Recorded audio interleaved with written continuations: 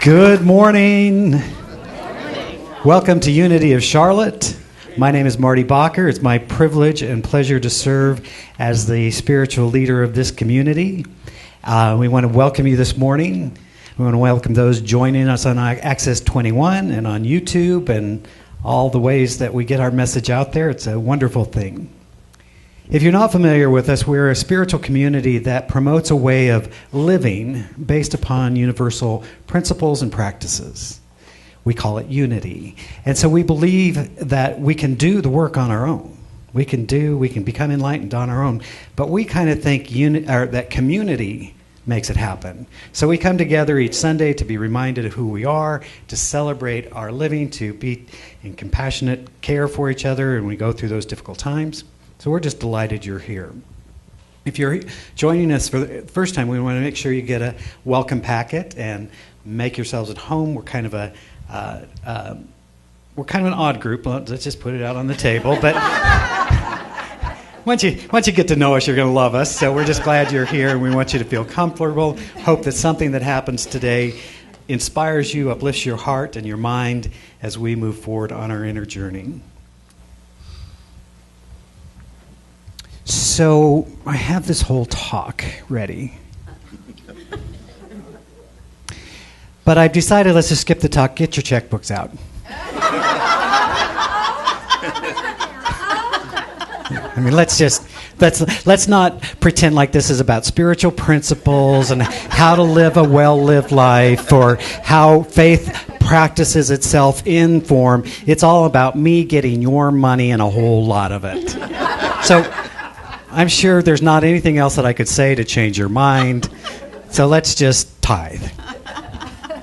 Right? Don't you ever feel like that? Uh-oh, it's the law of tithing. So let's all just together say tithing. Tithing. Everybody still living? Yeah. Everybody still breathing? Everybody okay? Okay, good. So this is always such a fun topic, except when it's not. Here's what I've discovered. Now Sally's been in ministry just about as long as I have, and I don't know if you've ever encountered this, but some people have issues around money. Have you ever encountered that in your ministry? Yeah. So I being one of them. Because I grew up with an understanding that money was not something you ever talked about. And my role models for this non-conversation that was going to happen was a dad who was a complete businessman and a mom who was a complete giver. I might say enabler, but that wouldn't sound kind. It's so close to Mother's Day. But, you know, if you need to borrow $5 for gas, back in the day when you could buy $5 worth of gas, Dad would say, great. Now, what kind of terms would you like on this loan? And what, you know, he did his businessman thing. Mom, on the other hand, was like, oh, here, just take my car. I just filled it up. And while you're at it, here's $20 so you can have a good time. Guess who we went to? Both of them were trying to teach us something. But because we didn't have open, honest, above-board conversations, it was never really clear what they were trying to teach. So everybody gets to have their own story about how life shows up. But I did hear about a thing, because, you know, I grew up in a traditional church, and tithing felt less than joyous as I learned it. Tithing felt like something I was obligated to do if I was ever going to grace the steps of the kingdom of heaven, right? Let alone get in. So there was a number of issues there about, you know, entry, but just that piece, right? So some of us carry our non-working philosophies further into life, thinking that if we do it harder, longer, faster, it'll work now. You ever done that? Well, that didn't work. What if I just said it louder? You ever had that conversation with a spousal unit? Oh, you didn't hear me? Let me just say it this much louder. Or a little slower, which always has such a wonderful result. Right? So sometimes we think, well, maybe I should do something different. So it was fun. It was like looking at what should we do this month. It's always, get back to the basics. And there's no one better in the world at teaching prosperity than our own Edwene Gaines. Just most of you know who she is. If you don't, you need to. It's just, again, in that library of books you need to have. Hers is one of them. I'd also listen to her on tape, which is always fun. But she talks about this journey, and she's saying, if we want to live a prosperous life, then we would do well to learn these 4 principles and, here's the catch, practice them. Because sometimes I like to learn a principle and then just do what I was doing before. But it turns out you have to learn and practice the principle. So the 4 principles, she says, in this idea of living a prosperous life are the law of tithing, the law of goal setting, the law of divine purpose, and the law of something, which is escaping me, but it'll be back any moment. So it'll be here by the 3rd week. I know that.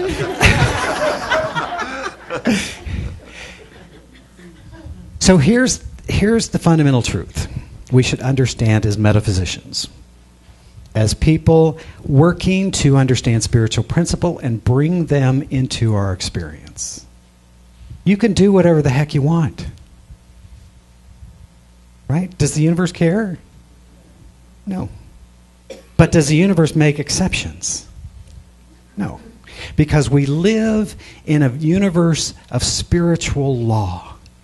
We live in a universe of order.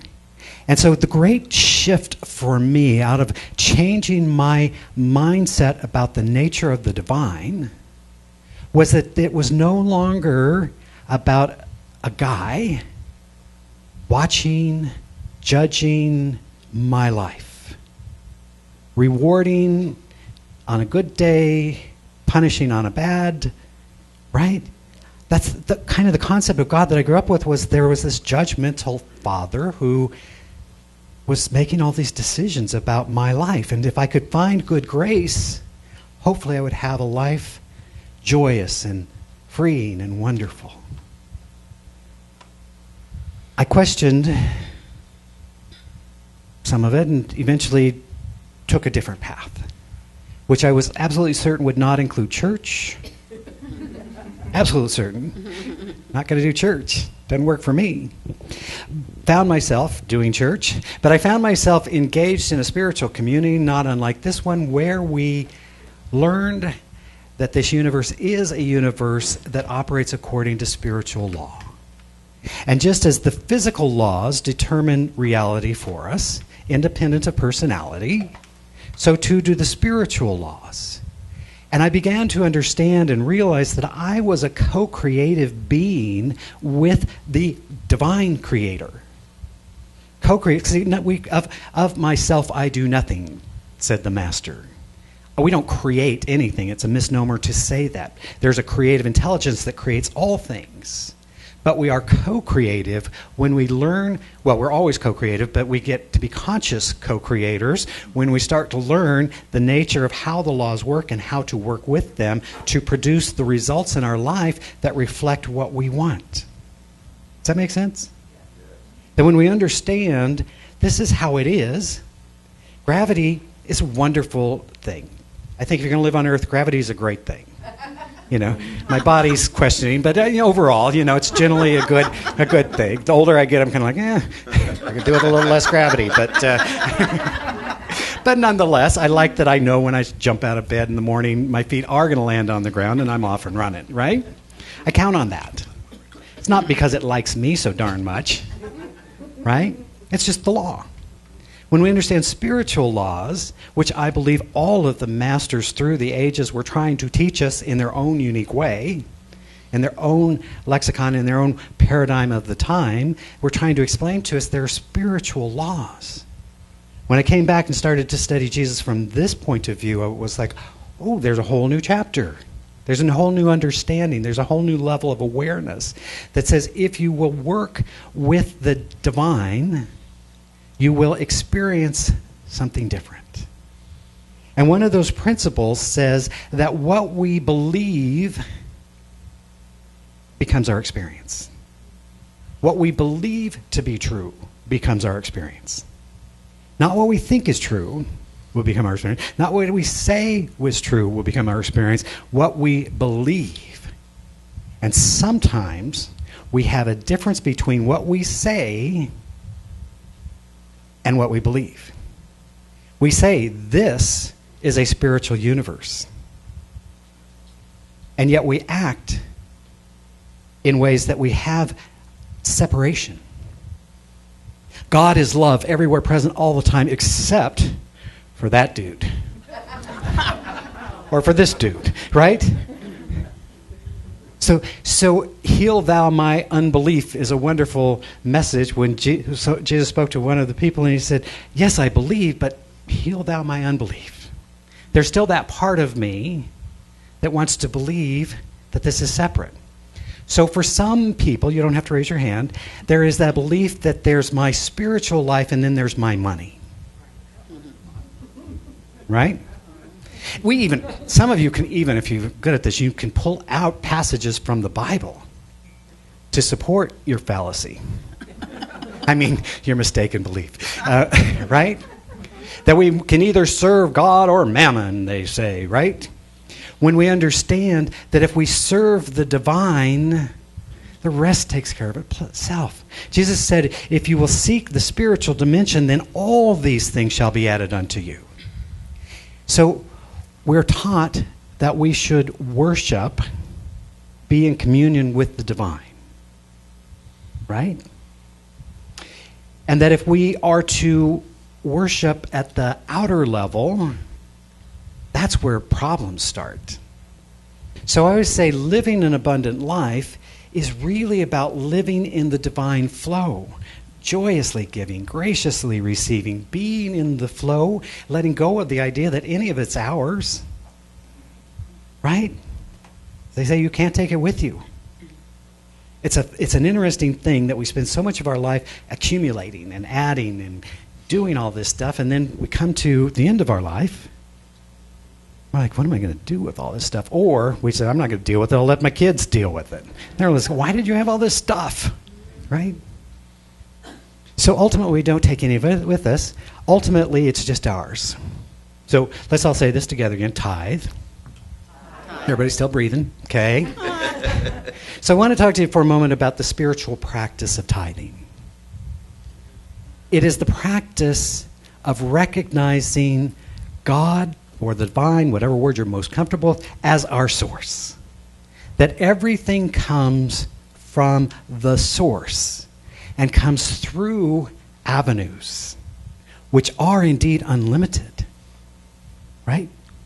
So when we start the spiritual practice of tithing, we say, I'm going to give the first fruits of my labor as a conscious exercise back to where I am spiritually fed as a recognition of the divine as my source.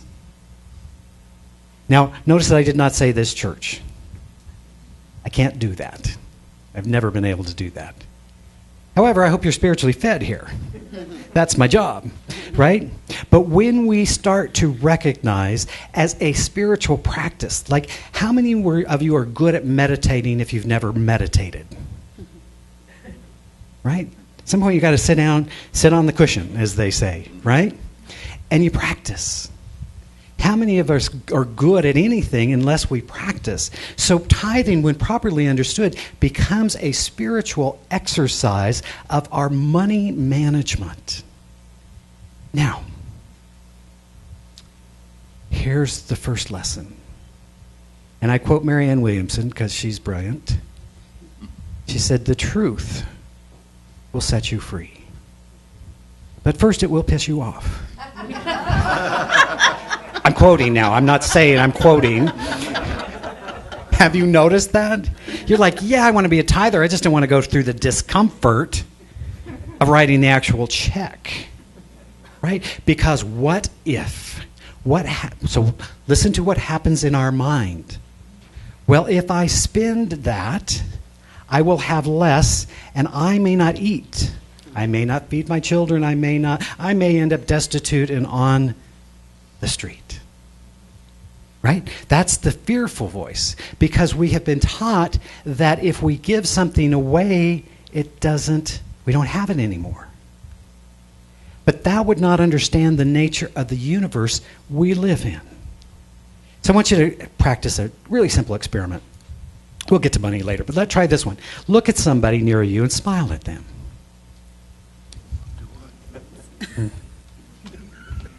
Okay, so who's without a smile right now? Like, well, I'll never get that smile back. That was a complete waste of time. What happened? People smiled back at you, and in fact, we had more smiles. How does that work? That's just crazy talk now. Right? Try giving love away. What happens? More love comes back to you. Well, that's good, but I'm practical. Great. You use whatever excuse you want, but you still get the same result. Right? So what if, no, I'm a much kinder person, Sally's a much kinder person, but we know some ministers that are tough.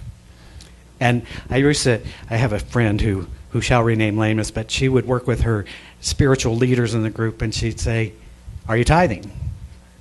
You know, there was no like, let's lead up to it. We're like, "Are you tithing?" "Well, no." She's like, "I know, I watch your records, but..." Or if you are, you're in serious trouble. She says, "So just let me ask you this. Why would I trust you with my health? Why would I trust you with my well-being if you don't trust God with your money?" Right? It's kind of harsh, but it's kind of like, well, either, I mean, that's what it comes down to. And I'm not saying you have to tithe. It's a personal decision. I'm just saying that when we get it, at some point we come up against the thing that says, I've got to move through my fear. It worked for Edwene Gaines. It worked for Mary Morrissey. It works for Reverend Sally. It works for all of these wonderful people. But what about me? You don't understand my situation. I'm on a fixed income. I always want to say, who fixed it? Right? I hope I get every one of them. It's maybe my last Sunday, so I'm just going to put it out there. Right? I get it, because at some point we have to start believing more in the unknown than in the known. That's the walk of faith. That's the walk of truth. We have to believe that there's a greater something at work through us, and that as we use this working with our money as a spiritual exercise to open our hearts and our minds to our greater good, then amazing things happen. I was privileged to study with a wonderful, amazing woman by the name of Dr. Peggy Bassett. And Dr. Peggy went through some stuff in her life. Abused by a husband, raised some kids. I mean, she just had a tough thing, but she found a thing called metaphysics. She found a thing called science of mind. And she walked into the church, and she started to really kind of get it, and she was like, hey, things are starting to change. And then they had the tithe Sunday. And she was like, my parents tithe themselves broke. I'm not, right? Because our excuses are always better than anybody else's, right? Let's just be honest, right? But and then she was like, okay, so if all of these people are doing this, then I will listen to those wonderful words that say, prove me now forthwith. You see, in the Bible, in Malachi, it says, and this is a new version, bring the whole tithe into the storehouse, that there may be food in my house. Test me in this. Test me, says the Lord Almighty, and see if I will not throw open the floodgates of heaven and pour out so much blessing that there will not be room enough to store it. You see, if you will bring your good to the storehouse, it's true with money, it's true with love, it's true with service, it's true with everything good. If you put God first, if you put the divine first, if you recognize the right relationship, then prove me that I will open a storehouse. I will open the windows of heaven, as it were. So Peggy, like so many of us, said, well, I guess in that case, I'm going to have to try this. Edwene talks about, I'm giving you 6 months, God. Don't you love that? God's like, whew, thanks, right? I'm going to write that on my calendar, right? But that's what she said. Peggy, the same thing.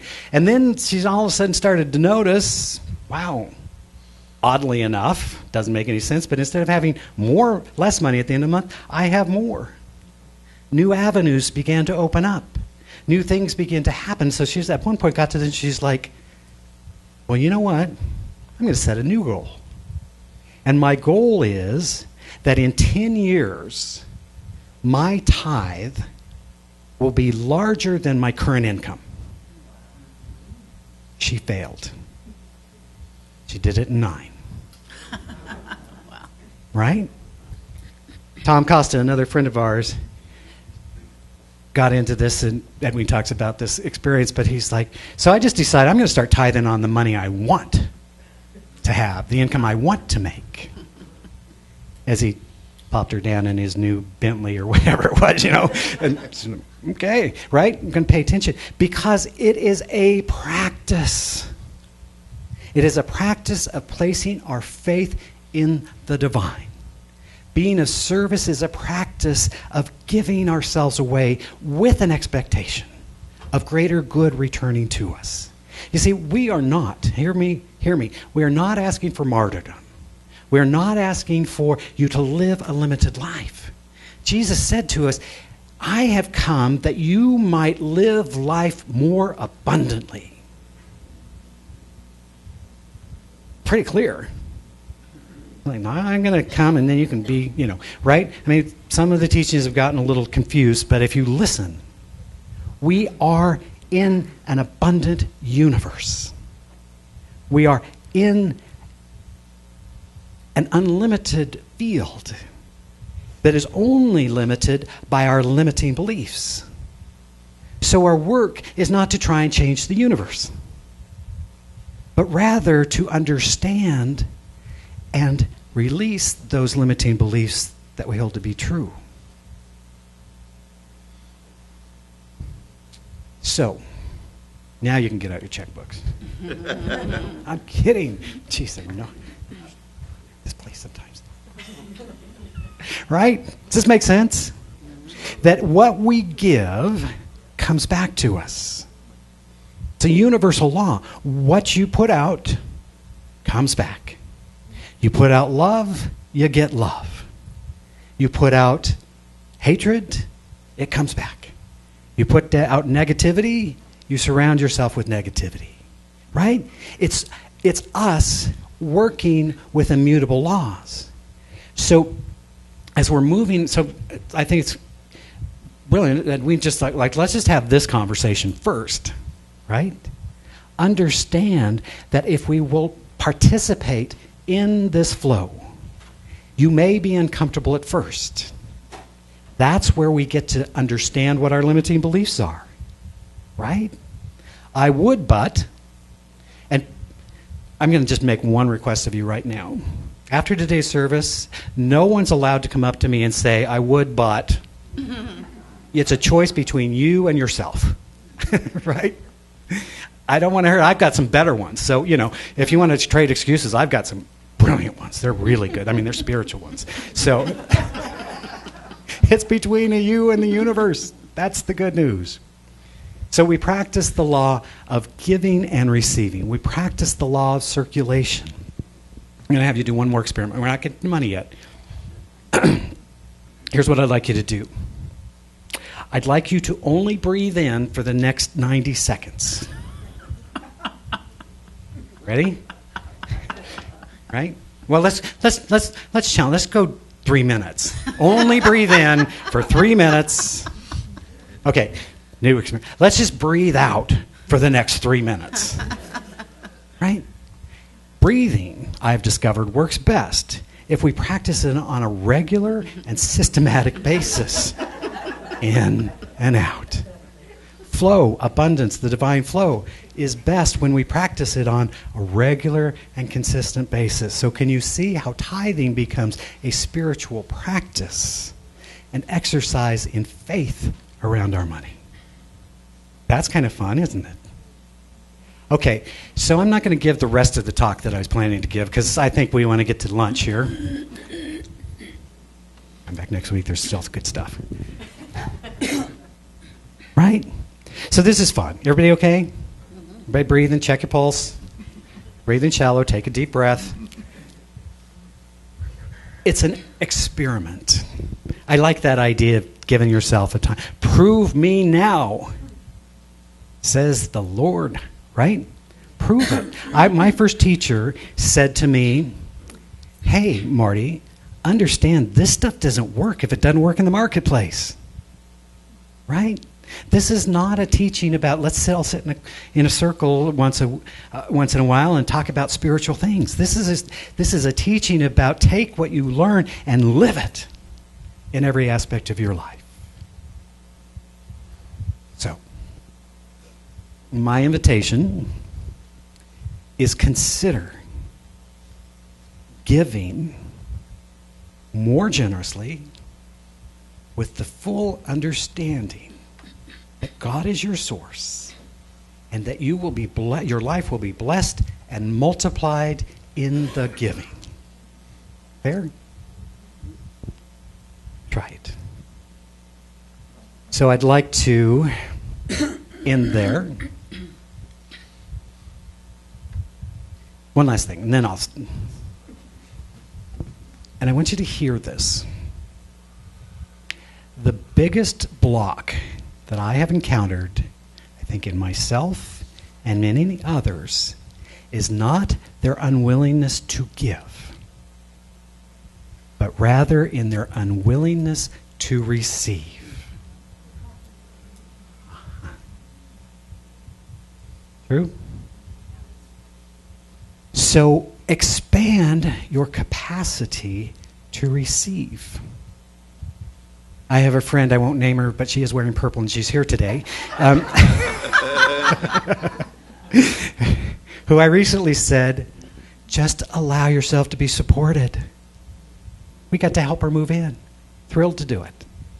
Just accept that the universe is supporting you. Thank you for letting me call you out there. Right?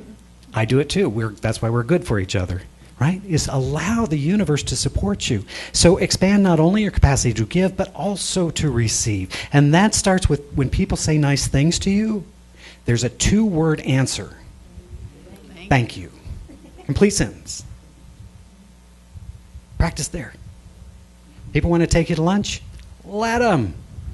You don't have to climb over the table to get the thing away from them, right? Just let them. Say thank you. And you don't even have to tithe on the free lunch. It's an added benefit. It's good.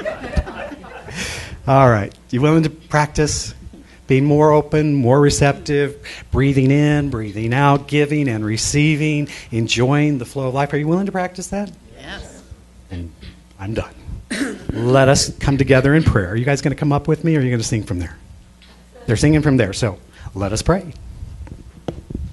As we simply join together in this moment of recognition, as we celebrate this idea that we are living, moving, and have our very being in a divine presence that is life itself.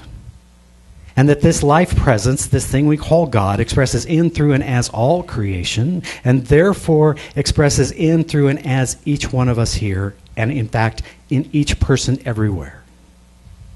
As we open our mind and our heart to that awareness, we simply feel the shift when we surrender and open up fully to the wholeness, to the fullness, to the joy, to the peace, to the abundance that is God. We realize that we are each living in a state of grace, each living in a state of awareness. And as we open more and more to this spiritual dimension, as we learn to live from that state, then we too watch how all things are added unto us. When we practice divine love, we experience more loving relationships. When we practice abundance, we experience more and greater good. When we experience wholeness, we enjoy greater health and vitality. It is written that it is the Father's, it is this powers, it is this presence, good pleasure to give us the kingdom, to give it to us. And so let it be our good pleasure to receive this kingdom that has been so freely given. As I speak this word of truth today, I know that we are healed and blessed, that we are up-leveled, that we are moving into that divine state of consciousness that knows spirit, knows God, knows love, knows joy. And as we walk through the world, we do so with a confidence and a clarity and a peace that passes human understanding. We know we are blessed.